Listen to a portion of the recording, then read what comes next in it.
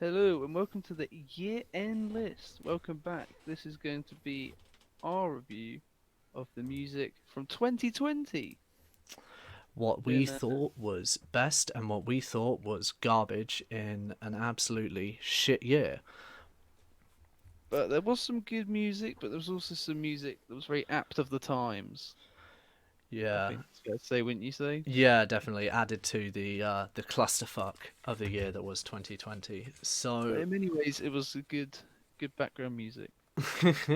good background music for everyone suffering.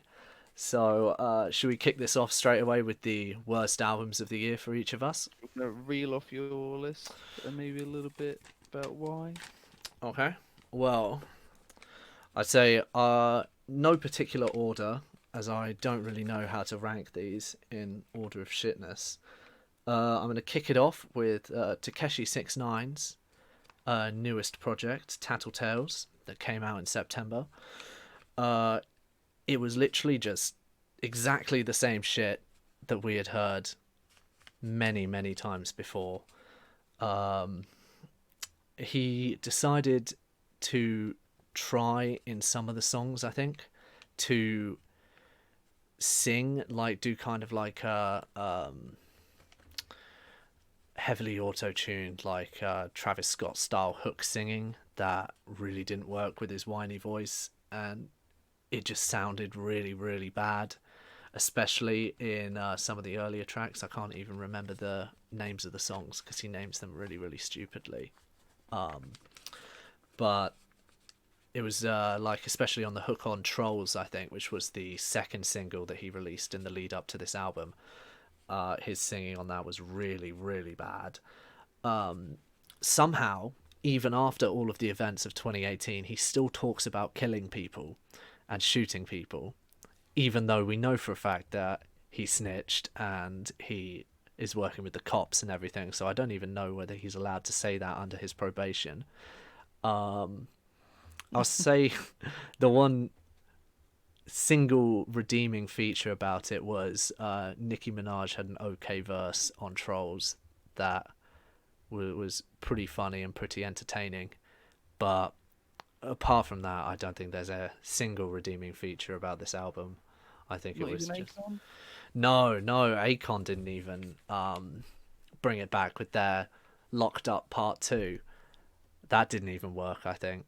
I just think 6ix9ine in the plus also with the whole situation about Akon kind of making up the whole story behind Locked Up in the first place. I feel like that kind of makes him and 6ix9ine a match made in heaven. Two For that people. song at least. Fun For that song at least. for that song at least, yeah. But or more of a match made in shit. I don't know. Just generally, it was a bad album, and I feel like it deserved to be released in 2020. And hopefully, after the terrible album sales, he's not going to release any more music because he's disappeared off the internet for the last 3 months since it came out. So yeah, do you want to hit us with one of your worst albums? Um, got Blueface's "Find the Beat." Ooh, This is his debut album, and I think it sold about 12,000, if that. yeah. It was a very bad, a very low number indeed as well. I mean, Um, that's almost triple Smoke Purp's album sales. I So mean that was comically bad. yeah, But this it had a lot of poor features on it. It had his usual thing where he was just trying to be funny, but after a while it got a bit old. Uh, and whenever he tried to rap on beat, it was actually worse. worse And than obviously his. the Find the Beat, which is the whole It's, meme around him. I thought the song with the baby was actually okay, mhm. but otherwise, pretty shitty album. Like just Not kind of good. a joke that everyone's sick of. So he just had that Yeah, one. the joke. It's like some dude that you meet at a party claims to be edgy, and then tells you the um Madeleine McCann and submarine joke. Oh yeah, the classic, or just starts rattling off FBI crime statistics. But Yeah, that's you've heard it. You've heard it before. You didn't really enjoy it the first time. Oh no, you did, but it wore off a long time ago. Yeah, yeah. Okay, okay. All right. Well, one of my second picks for worst album of the year was easily MGK's new album, Machine Gun Kelly, Tickets to My Downfall. This was a pitiful, I think, attempt at going into kind of pop punk rock style, like emo, whatever. I don't know. Well, it's just really bad, low effort, generic skateboarder punk. Like the only thing that I can imagine when I was listening to it was it would be the soundtrack to some really really bad Tony Hawk's Pro Skater knockoff. It would just play that as you're just tripping over on your fucking skateboard and face planting the ground. The production kind of blends all of the instruments together, so the guitar, you can't even pick up any noticeable riffs or noticeable notes because it just kind of blends into the background, and it just sounds like the thing I put down in my notes, it just all blends together like a disgusting soup of just boring, low effort, generic pop punk garbage, and just really wasn't a very good look for MGK. I think since Eminem brought out that diss track a couple years back, he's just been on a downward spiral. So, I mean, he was never that good in the first place, but at least he kind of knew what he was doing, like back in 2017. Yeah, I couldn't bring myself to listen to that one. Yeah, But someone I can always bring myself to listen to for a nice little chuckle. Mhm. It's our man Nav, Yes. who actually dropped 3 albums this year. But I thought the Emergency Tsunami wasn't that bad Oh, compared to Good Intentions, which he dropped, and that was pretty bland, pretty boring. what about Brown The Boy usual. 2? Was that And then 2 days later, mm, you get another hour of music that was basically the exact same thing. It's unbelievable. He manages to basically make, to all intents and purposes, the same song over and over again. is desperately attempting to ride off of the Little Uzi success earlier in the year with the whole deluxe album idea? Yeah, and then basically just nothing happens. But at least Uzi left it a whole week, and then the other one was worth listening to. This Yeah, is the same shit. it's the In same. fact, I'm pretty sure Brown Boy 2 didn't have any features on it. Just an hour of Nav. Sounds like a new FBI torture method. The kind of thing that'll lock you up in a room and force you to listen to Nav I just think it's on the his kind of own. thing that would make you forget your home address. Yeah. Yeah. All right. Next one that I got put down is, I think both of us have this on our list, so we could probably both talk about how much we dislike this album, which is Changes by Justin Bieber. Oh, the Biebs. Mm. Pop star extraordinaire, child star Justin Bieber coming out with his newest album, Changes, where he changes absolutely nothing. I disagree. I think he's managed to be even blander than before. He's only gotten worse. I feel like, especially with the sad stuff that happened around Yummy, like him begging his underage fans to like stream it while they were asleep, and it just felt like someone who was desperately trying to cling on to any form of relevancy that they had, and desperately trying to get a number one album so that they could prove to themselves that they still got it, you know? Yeah, he was trying to get that number one so bad, but Yeah, Roddy exactly. Rich got it anyway. Beat him Uh, out easily with a song that he didn't even like. It was more of a sleeper hit. It was on the end of the album, wasn't it? The box was at the end of his album. well, it So definitely wasn't released as a single like this was. no, no. So it was more of an I organic think hit. the biggest crimes this album commits is trying to be a little bit more grown up, but it ends up just being just as childish and stupid as ever before. There was also a terrible Travis Scott feature on here, Hmm. and a Lil Dicky feature, which I think says it all, really. Yeah, exactly. I feel anything now that has Little Dicky in it is kind of beyond saving. But Apparently, it was meant to be Ski Master Slump God, but he didn't turn his verse in time, so he got Lil Dicky to do it instead. that's great.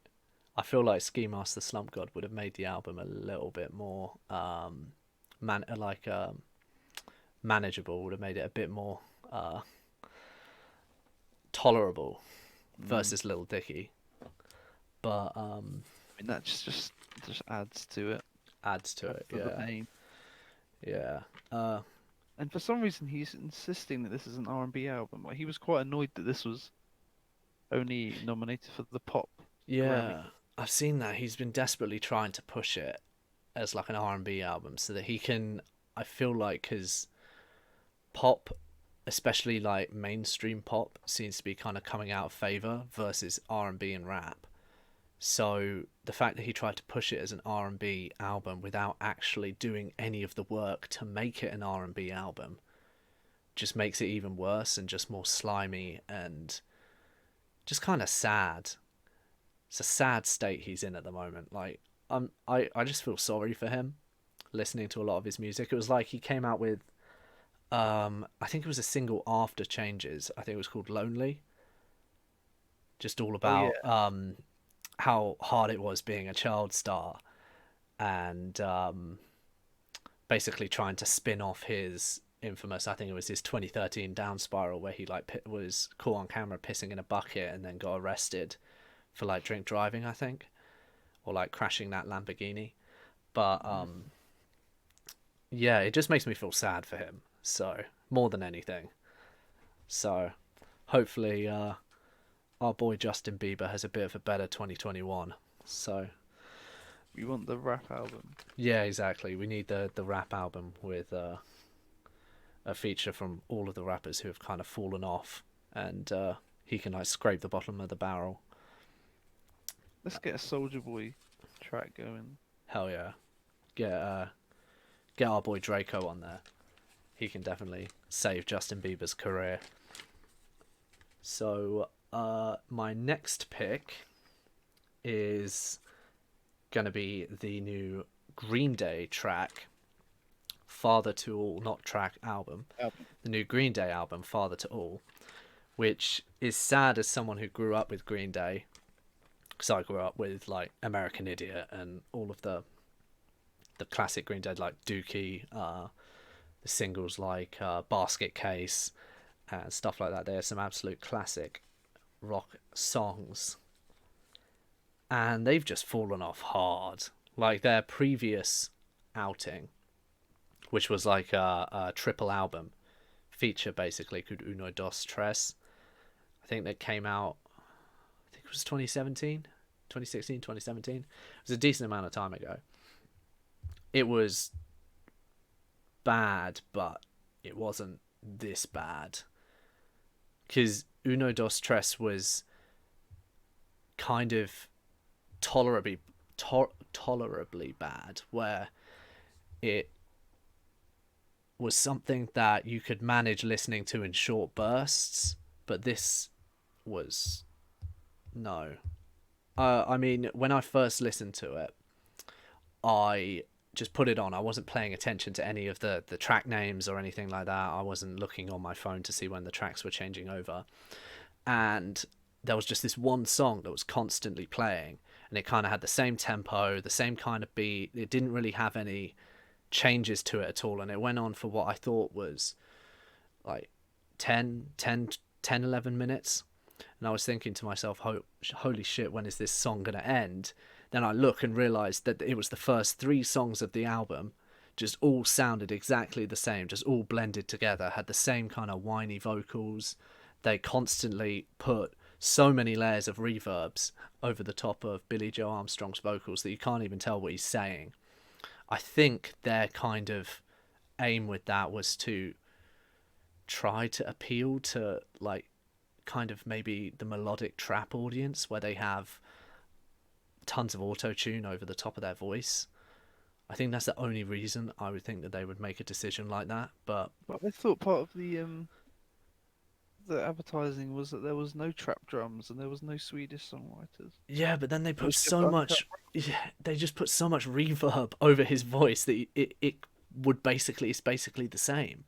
Like I saw their advertising thing that they were saying, oh, there's no trap beats, no, as you said, Swedish songwriters or whatever. It's just pure rock, yes. But they basically did the rock version of just over auto tuning your voice on a trap beat to make it blend in. So there was so much reverb, like you couldn't tell what he was saying at all, which made it all the more painful to listen to all the way through, which I very sadly ended up doing. And the thing is, I can't even name a single song off of there that I would actually recognise. Because as I said, it just all blends together. So, yeah, terrible, terrible release by Green Day. Do you want to hit us with one of your choices? It is 31520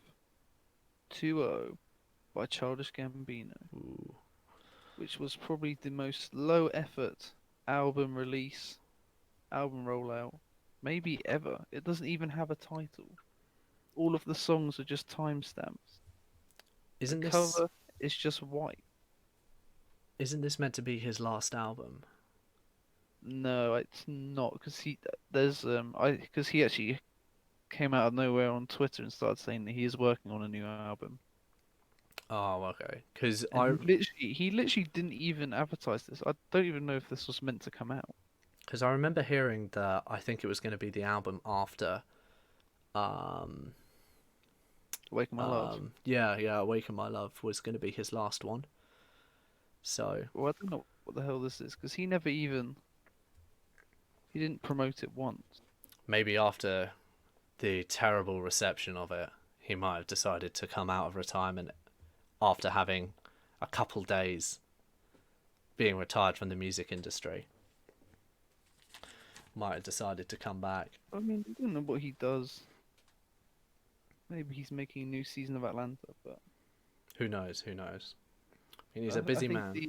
the 21 Savage track aside, and we did review this album in a previous episode, of course, but this was a massive disappointment, Yeah. and yeah, I wasn't very happy at all. Luckily, we now know this isn't going to be his last album. Well, that's good. So I kept winding up my friend who's a really big Charles Gambino fan, saying it, yeah, that's it. that's it. We got that's the last thing God, he's yeah. Going out with a pathetic little sizzle rather than going out with a bang. All right. Well, my last pick for worst albums of the year, and this is a very, very sad placement for me, which is Death of an Optimist by Grandson. Now, I've been following Grandson since his career started blowing up back in 2016 when he dropped his first kind of breakout hit, Bills. And I've been a big fan of him since then.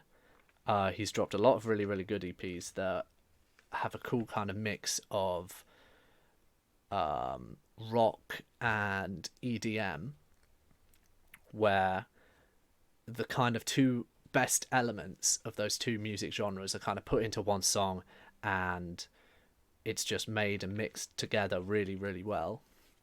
This new album, though, just has none of that. It is basically the best way I can describe how any of the beats and the tracks were made on this is just a lazy, cheap trap beat with some kind of droning guitar over the top of it, and then him just kind of plodding along vocally trying to basically sound like a trap artist. He has the same kind of cadences as a lot of the trap artists do on top of it, which doesn't work at all. A lot of his songs are very, very politically kind of driven and politically charged, whereas this album just makes a lot of very, very kind of boring service level observations. And the worst thing I noticed about this as well is that it must have been made in like a month and a half, I think, max, because one of the songs on there,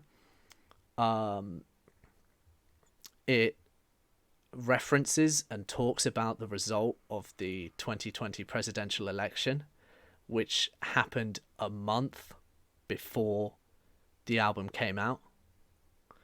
So a month to work on some of the songs of your debut album, or like go from the stage of writing it all the way up to releasing it, is just not enough time. A lot of the songs on here I feel are just half-baked, lazy, boring as well. There's the same kind of boring ass trap drum beat behind pretty much every song on there, maybe apart from a couple.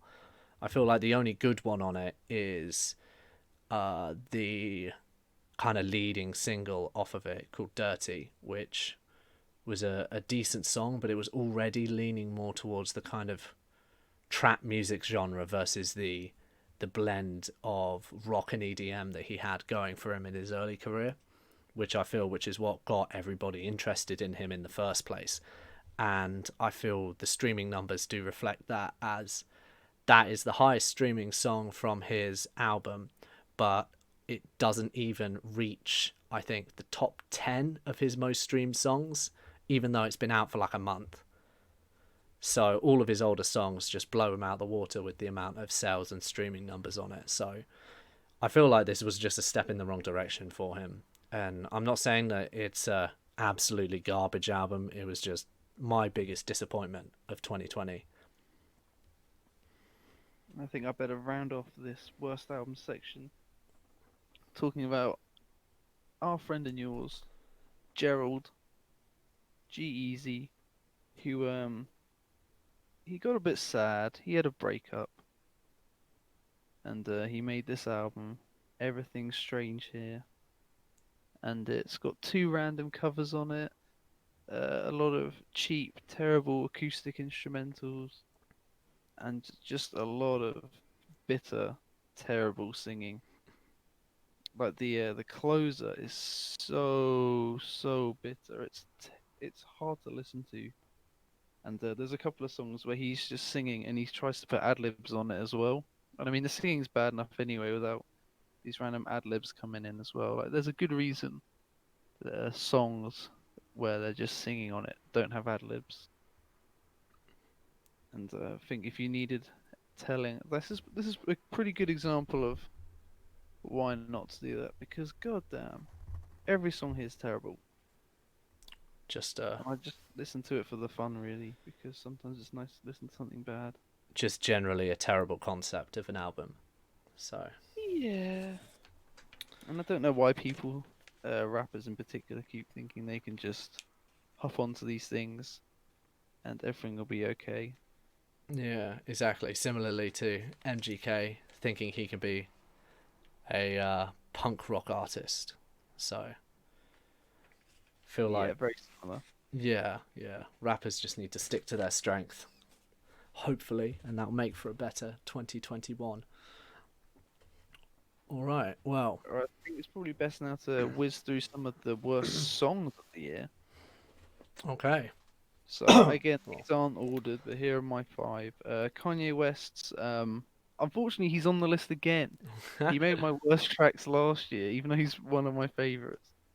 Was his presidential anthem, Nah Nah Nah. I mean, that flute is atrocious. Well, I say that's Um, perfect US national anthem material right there. If in many Kanye were ways, to win.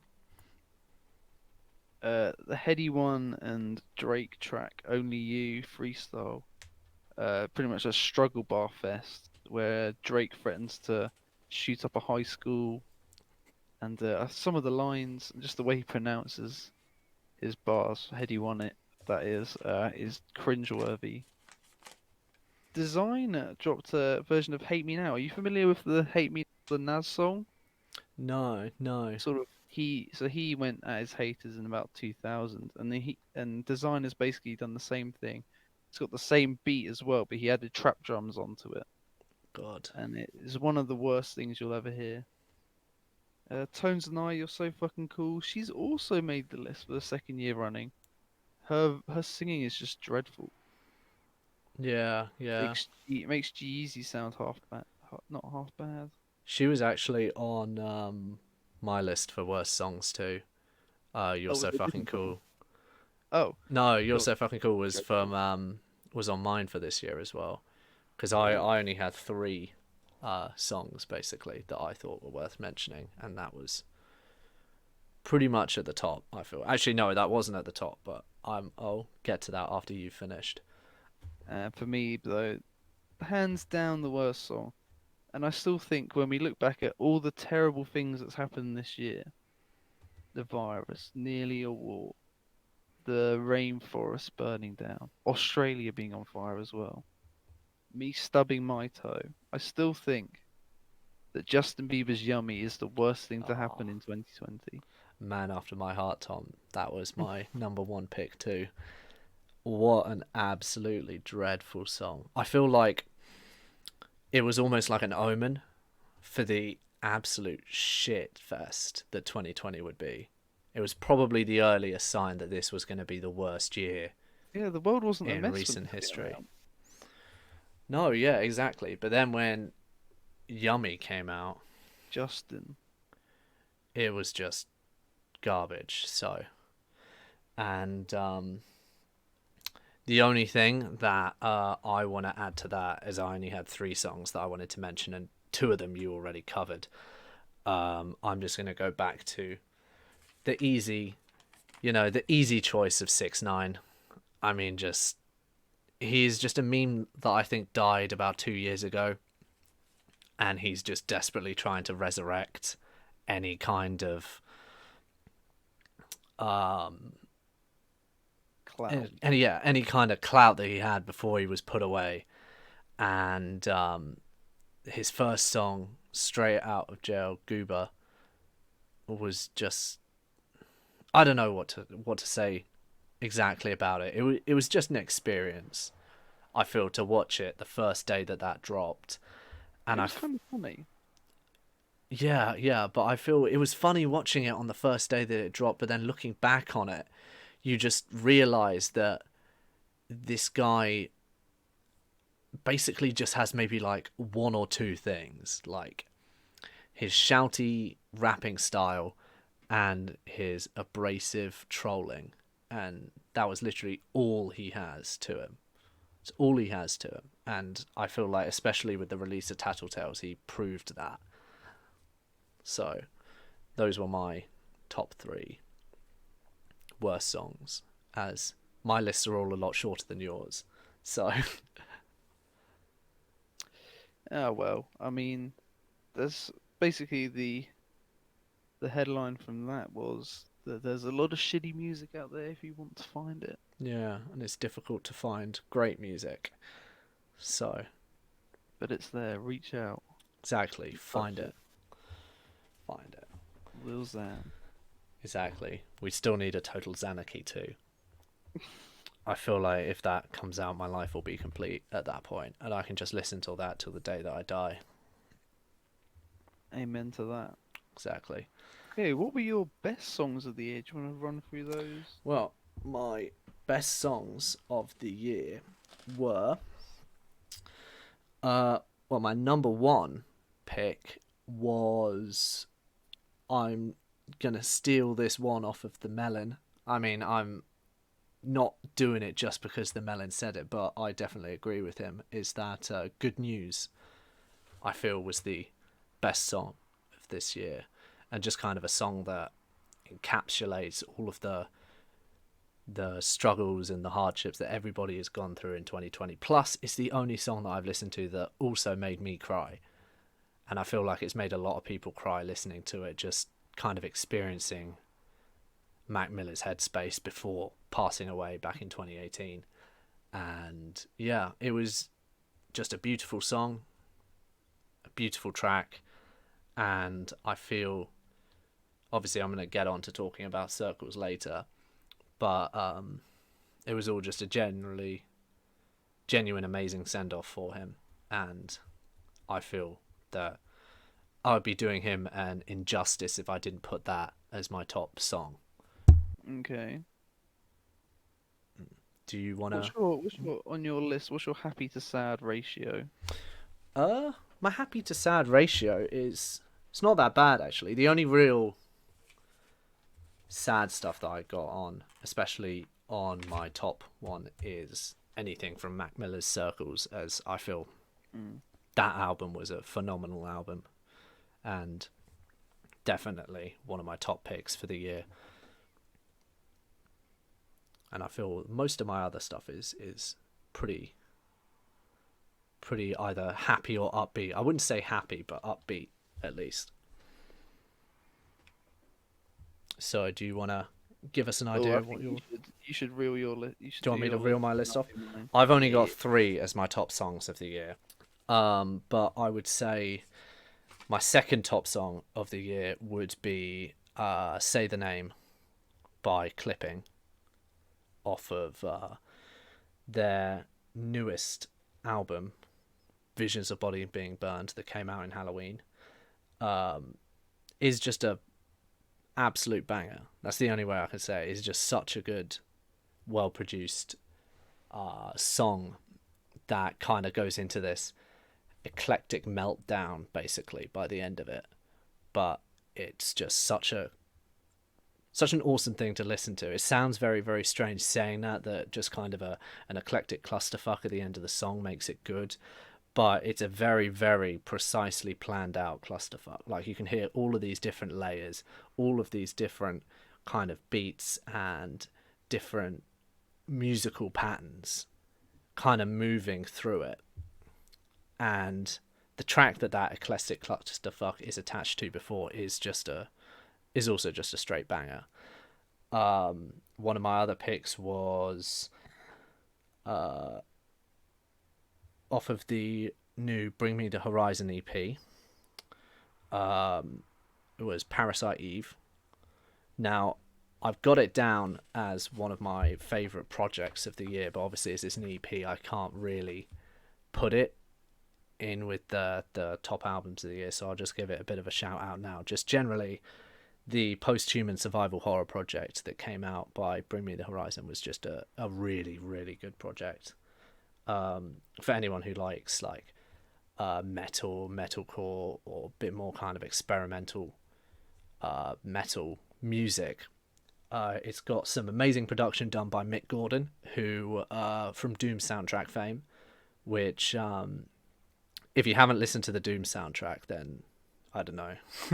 It's a fucking amazing album put together, and you can definitely hear kind of his influence on it.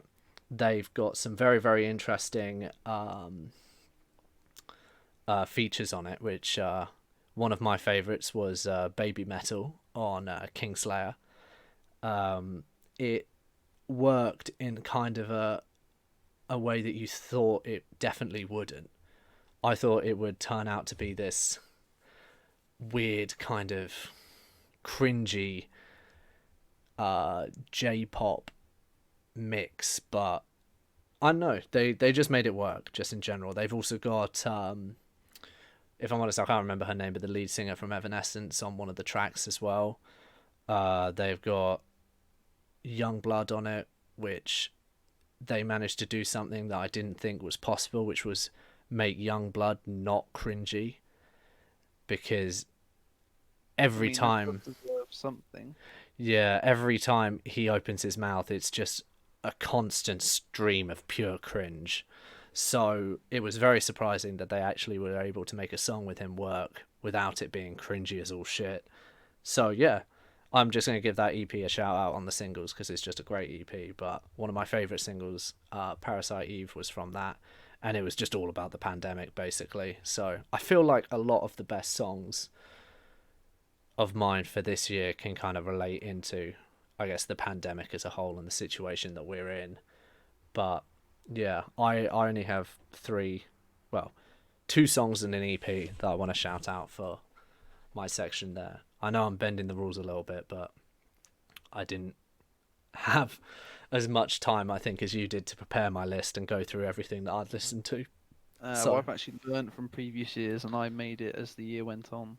Oh, yeah. Well, I was not expecting to be a part of this until 2 days ago, so I had to kind of scramble through all the stuff that I've been listening to try and make notes on what I thought deserved to be mentioned. So yeah, but yeah, those are the songs and EP that I want to shout out on this. So Circles, Say the Name, and Post-Human Survival Horror, plus an extra good shout out to Parasite Eve, one of the leading singles off of that EP. So Okay. Number 10, I've got Justin Timberlake and SZA with The Other Side, which surprisingly, after hearing it and hearing how good it was, turned out that it was exclusively on the Trolls soundtrack. I don't know why, but it was a really good song. I did not expect Had nothing to do with Trolls. anything from that to be good. Just Oh, I love SZA. no. I'm just saying that Oh, the it's Trolls. a diamond in the rough coming out of the Trolls soundtrack. Well, I think Justin Timberlake made the Trolls soundtrack. I might be wrong. Is this But the new Trolls one? Because I remember yeah. hearing some of the first one. I think it was Anna Kendrick, and I just remember it being. It was basically just music targeted towards kids, but they weren't trying to make it good. So there's a lot Oh, of media that's targeted towards kids, but can also be really good for you as an adult. And this was just not even trying to do that. They just kind of accepted that no one else was going to listen to it apart from 5 or 6 year olds that didn't really know what good music was. And I don't mean well, to, that's not the case here. yeah, I don't mean to sound pretentious saying that, but I guess, I guess I can't really help it. Anyway, carry on. Then at number 9, I've got Royce the 5'9", Upside Down, with Ashley Sorrell and Benny the Butcher. For me, the best sample chop of the year, just the way the vocals are chopped up in the background, and it was self-produced. I absolutely loved that song, even though there's a little weird homophobic bit at the beginning, but we'll scratch over that. Kyrgyzstan by Your Old Droog had this really weird, like Middle Eastern sample in the background, and then just the wordplay throughout is fantastic. I have to recommend that one if you're a hip hop head, as well as the Chris Keys and Quelle Chris song "Sacred Safe." The piano in this song is phenomenal, and all the features from Meryl Gerbis, Cavalier, and Homeboy Sandman. Ooh, fantastic! And again, that piano, my god. Grimes, Delete Forever, an acoustic number on her album that was a bit of a mess, but the song was very good. Cayendo by Frank Ocean, one of the songs that really did make me cry when I heard it. It was so devastatingly sad. Also, a bit in Spanish as well. And I got the vinyl of this and Dear April, and the dance remixes are surprisingly good as well, considering how sad the original songs are. Golden Eye by Action Bronson, a bit of a like a reggae style flip instrumental, but I thought his performance on there was brilliant, sort of a back to form from him. Thundercat Black Calls with Steve Lacy and Steve Arrington, far better than the album version.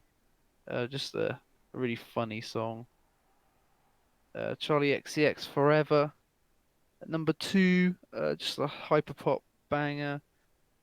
Something to really I don't really know what mood you need to be in to properly enjoy pop music like this, but I sort of enjoy it most of the time. And my number 1 is also Good News by Mac Miller. Oh yes. I mean, we just both got to agree it was a phenomenal song. So From the moment you hear it the first time. exactly. Brings grown men to tears, and is just a very beautiful song. It's a very beautiful song. All right. Shall we move into our albums? I think we should.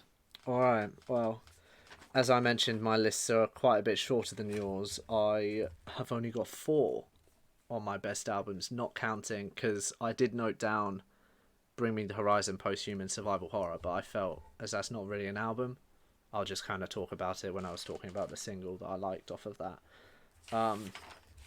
But yeah, so at number 4, I have got the debut album from HMLTD, West of Eden, that I started listening to through the Melon when I saw his review of it.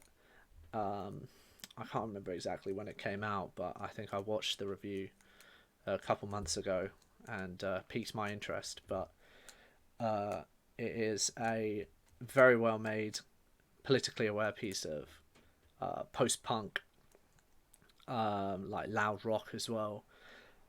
Just generally, just very, very good album with some really, really good rages on there that are very easy to enjoy. My number 3 is the Denzel Curry Kenny Beats collab earlier this year on Unlocked. Amazing glitchy production, which we can kind of expect from Kenny Beats. I thought the kind of musical styles of Kenny Beats and Denzel Curry kind of blend in very well together. It has some really, really good bangers on there, like Diet, Track 2, Throw It Back. So just generally a banging album that I think came out swinging early in the year. Number 2, then obviously, as I mentioned earlier, Circles by Mac Miller. An amazing send-off for an artist that could have done so much more, and I feel like, along with just the album being very, very good and very emotional, just that kind of loss of promise and loss of potential makes it hit so much harder.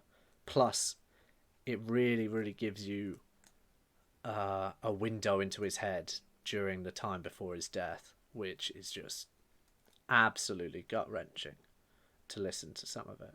Especially, as I said, like Good News, Blue World, the title track as well. Like, there are just some really, really good songs on there. And my number 1 pick, as I said, there are a lot of crossovers between my single picks and my albums, is Visions of Bodies Being Burned by Clipping.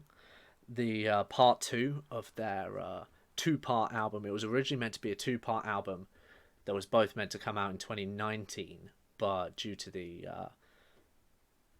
unspecified Chinese virus, caused it to be moved an entire year to this Halloween.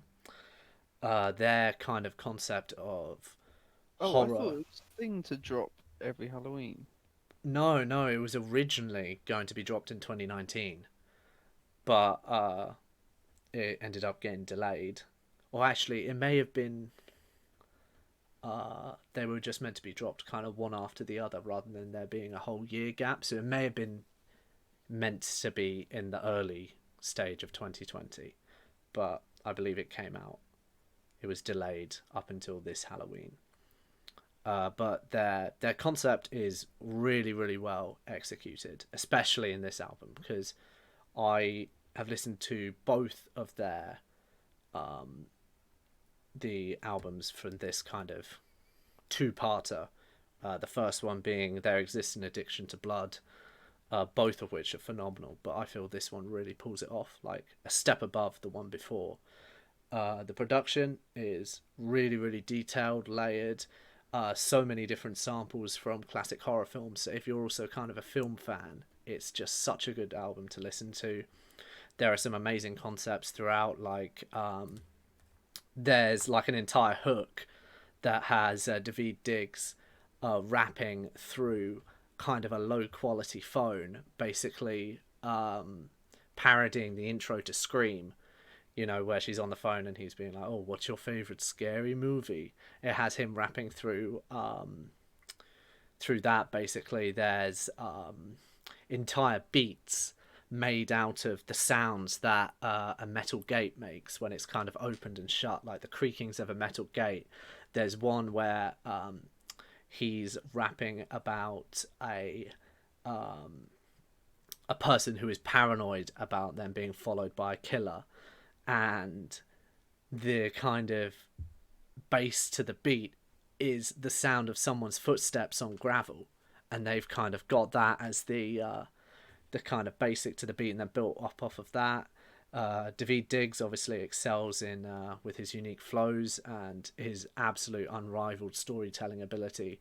Each of these songs has kind of their own narrative woven in to the song itself, such as the song that I mentioned earlier, "Say the Name," which is a take on Rosemary's Baby, which obviously, if you haven't seen that, is a film about a girl getting impregnated by Satan and giving birth to the Antichrist. It's just, even if you're not a classic horror fan, the music is great, but it's just kind of brought to a whole new level if you are a fan of old horror films and you get all of the references, and you kind of follow the different stories and the different parodies of classic horror films that they make. And I feel like the best way to describe it was, I think it was how they described it themselves, which is campfire horror stories told in the form of rap, which it is just executed perfectly. So that is my top album of the year. Okay. So do you want to go through your list, Tom? Give us an idea of what you've been listening to. Yes, so at number 10, I've gone for Chloe and Halle's The Ungodly Hour. My favourite R&B album of the year. Actually, no, second favourite. Sorry, I forgot about one. That's here later. Ugh. And yeah, just the vocals throughout are wonderful. The only feature Sway Lee is on the only bad song on the album, so I like to say that there's no features. A lot of it's self-produced as well,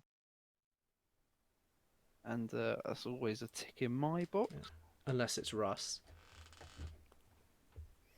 You know what? He dropped a decent EP this year. Really? Yeah, Well, I guess 2020 is full of surprises. indeed it is. Yeah. Anyway, carry on.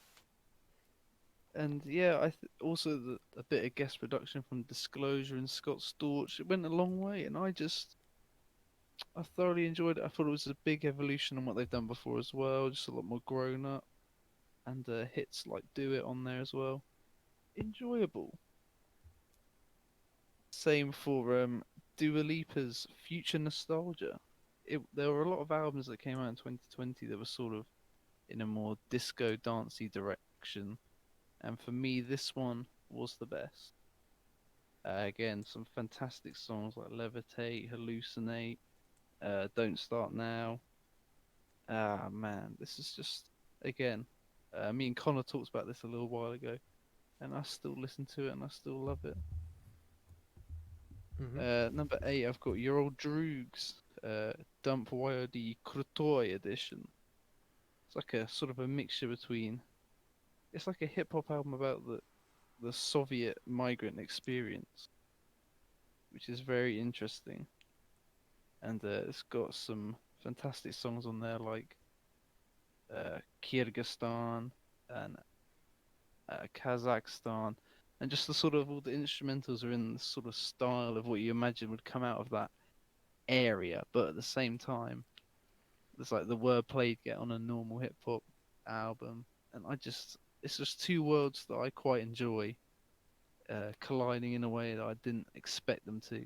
Hip hop and communism, Yeah. basically.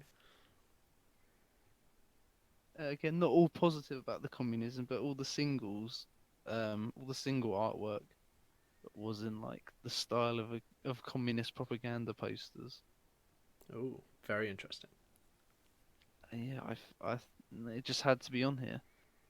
The Charlie XCX album that she made in just 1 month Is that the while in quarantine one? quarantine. Yeah, Yeah.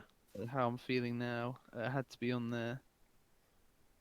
Just another amazing effort from her. She continues to kill it in this new sort of more experimental pop lane. And Taylor Swift went in a new direction on her album Folklore. It's more like a storytelling folk album to far more success than the G-Eazy album I mentioned earlier. Someone And successfully taking the singer-songwriter approach. I mean, no ad libs for a start. That's always a positive. And yeah, again, I really enjoyed this album, even down to the weird black and white being in a forest artwork. Also having Bon Iver on there. She did drop another album, all the collaborators. Again, oh, the same week as Kid Cudi was. I was like, what was that? 2 weeks ago now, and that was also quite enjoyable, but not quite as good in my opinion. Now, my actual favorite R&B album of the year had to be The Weeknd, After Hours. Everyone's favorite album that got snubbed by the I Grammys. was going to say everyone's favourite Grammy snub. For Absolute some travesty reason, what happened to him. he's been robbed Yeah. because this is a masterpiece. His best album, I'd say. It's got some sort of more, again, a bit like the Duo one. It's more, it's got like the throwbacks on there, but you wouldn't really like tell. It's not like dated or anything. It's just his best work. It's really, ah man, I'm getting all emotional. I can't really put it into words, but yeah, it's really quite something. Go look at our review. I think me and Tom worded it a lot better than I will right now. That's all But right. yeah, I thoroughly enjoyed this. Number four, I've got Mac Miller's Circles Deluxe Edition, and I made it a special point to say Deluxe Edition Mm. because I really love Surf. Yeah, yeah. I just put the album as a whole because the deluxe edition's the only edition I've listened to, as I know both of us got the same vinyl copy of it. So, Had to, man. It's just a beautiful way to send the man off. I wasn't really head over heels in love with it at first, but it's grown on me as the years gone on, as it's just sort of fitted how we're all feeling. yeah, yeah. And I think he felt trapped in his head, whereas we've literally been trapped inside. I think that's quite Perfect, good, to be perfect honest, metaphor. in many ways. At number three, I've got Kenny Beats and Denzel Curry's Unlocked, for basically all the reasons you just said. Hmm. I mean, the production throughout is so good. It's got Diet on there as well. And Denzel, he's just a man that can do no wrong at the moment. Yeah, yeah. It's a hit Every album machine, fire. absolute banger machine, just constantly churning out great hit after great hit. And he's so consistent as well. Yeah, like I think wasn't his collaboration with Glass Animals that came out this year as well, didn't it? Tokyo Yeah. Drifting. That was a good song. So And number two, I've got the Soul album by Leanne La Havas, called Leanne La Havas. Just as I spoke on the wipe that I did about it with this album on it, so many good vocal performances, all the instruments played by her. I mean, Can't Fight, um, Paper Thin, Bittersweet, among others. Like all the songs on here are so good. You just chill out, listen to it. It's not that long, and it's just so beautiful. And I think that again, that's just something I needed while I was trapped inside. Even though I think the rollout started when the world was as it was. But yeah, this is a brilliant album to do a lot of things to, and I just love it. But it wasn't quite Alfredo for me. My album of the year, Freddie Gibbs and the Alchemist, a dream collaboration that I'd been waiting to happen, and it finally did. And my God, the results. I think God is Perfect probably best illustrates this, but it's just drug dealer rap over the classiest of instrumentals. Got Tyler the Creator on here, Benny the Butcher, Rick Ross, and yeah, it's in many ways, like a mafia movie, well, and I just love it. It's the album of the year for me. yeah. Well, I feel that about wraps it up, doesn't it? Unless there's any closing points that you wish to say on any of your Only that choices. I hope that people stop getting put off releasing stuff. Yeah, I feel like 2021 will probably get like an avalanche of music that was meant to come out during 2020, but due to obvious reasons had to be moved. So hopefully we'll get a good year next year for releases. And I just had a thought before we wrap this up. As I shouted out one of my favourite EPs of the year while we were talking about singles, are there any EPs that you feel were worth mentioning that came out in this year? Well, I really liked the Disclosure EP Ecstasy. Just sort of these. There is some of it was like their house stuff that they normally do, like the title track. But then there were songs like Tondo and Ethram, which had these really almost bizarre. Like one was a funk song with house bits in it, which was a beautiful birth of genres I love. And then Ethram, I mean, I don't even know how to explain the song. It's quite strange, but it had these more African influences that I really liked, as well as the acid house direction that Calvin Harris went in this year on all his EPs he dropped in the Love Regenerator series. So those are probably the two for me, just dance stuff. Hmm. But yeah, were there any more from you, or was it just Bring Me the Horizon? The only one that I had written down is Bring Me the Horizon, and of there are no real EPs that kind of pop to my head really. I think as I mentioned on my actually I don't think I did. I don't think I mentioned on the worst albums where how before Grandson dropped his incredibly disappointing album at the beginning of this month, he dropped an EP leading up to that basically, which was basically just songs from the album that had about three like good songs on them. One of them was the leading single that I said was the only good song off that album, Dirty, and a couple other good kind of uh good songs from the album that I felt the rest of the album would kind of follow suit with that. But the rest of the album was just a complete disappointment. So even though it's a bit of a doesn't really make sense, it was a good EP but a terrible album, if that makes sense, or at least a very disappointing album.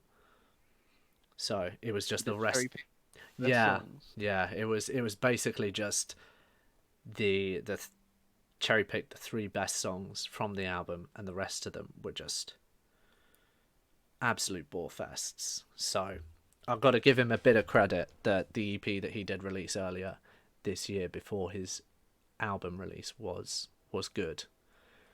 It's just the album didn't live up to the expectations that the EP brought, basically. Hmm. So yeah, I think that's everything that I want to mention. Are there any closing thoughts? Um, just check out all the good and bad stuff Yeah. that we've spoken about today, because there's plenty to get your ears into what people aren't dropping over Christmas. Although having said that, Carti dropped. Yeah, we finally got a whole lot of